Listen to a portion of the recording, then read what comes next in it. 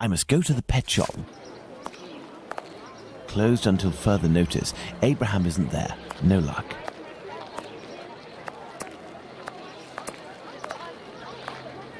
Beep beep. Good evening. Oh, good evening, sir.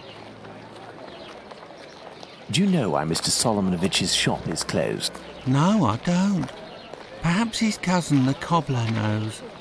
But I believe the police came to take his animals. I think that might have something to do with it. When was this? During the day. The kids you were with the other day were there, they told me. They just came by to ask for some cat's meat. They didn't have any money, but I gave them some anyway. Ah. Is something wrong? It's just that there was a little girl with them, the same age as mine. My little girl who went away with her mother, with the angels into the sky. Dr. Watson told me about your loss. Please accept my condolences. Would you like to talk about it? How did it happen? The illness, sir. My poor little girl was in agony, and her face and body were ravaged by the disease. Her face? Yes, she looked like a ghost. What illness was it?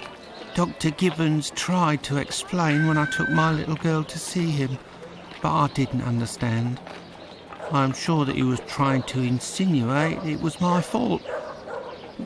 I'm sorry, but I don't want to talk about it anymore. I understand. Farewell. Let's go and see Dr. Gibbons.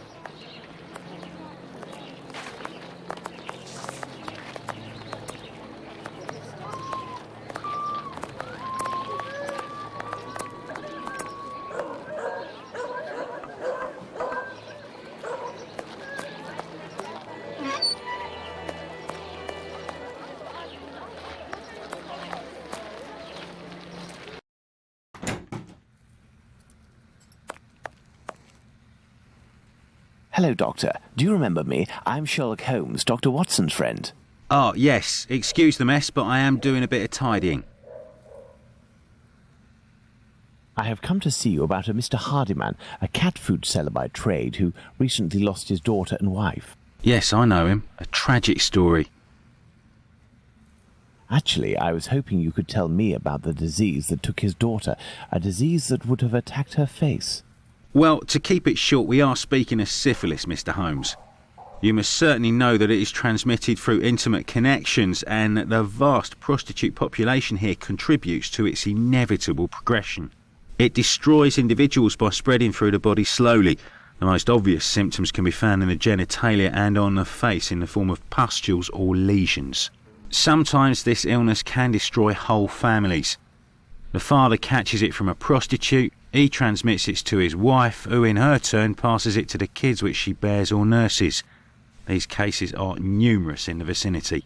Certain children, and this is the case of the little girl whom I won't name, suffer from an emaciation of the face which will, apart from predicting an imminent death, bring infamy upon the family.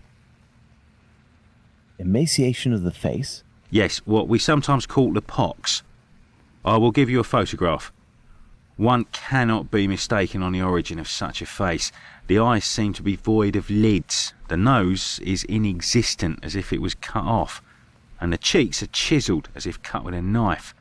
This loss of facial matter, this emaciation, is, in this area, often the gift from a father to his children. Can I keep this photograph? I should destroy it. But if it can remind you that one must sometimes think twice before giving in to physical attraction...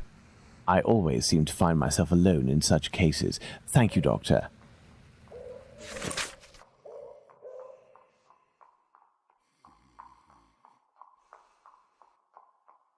Let's go to the cobbler's.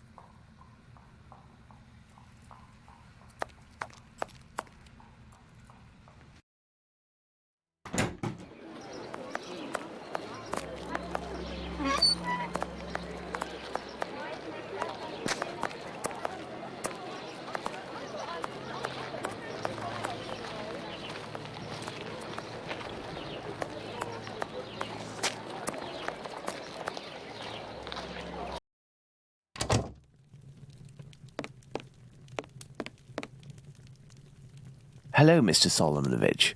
Ah, Mr. Holmes, how are things with you? I heard your cousin Abraham had a problem with his shop. What happened? Ah, if I didn't know you well, I would tell you that it's Jewish business that doesn't concern anyone but the Jews. But as you have a little bit to do with it, you have the right to know what is going on. Ah, would I have something to do with it? Someone had seen Abraham telling you something and making big gestures near the Imperial Club. A vicious rumor quickly spread, and it has caused him great injustice. A slanderous denunciation attracted the authorities' attention to my cousin's shop. Abraham must be in the process of answering their questions. I did, indeed, speak with your cousin the other night. I'm shocked at the consequences of this discussion. As I was saying, it's the story of the Jews. In the face of adversity, we are united, but amongst ourselves, it's like anywhere else.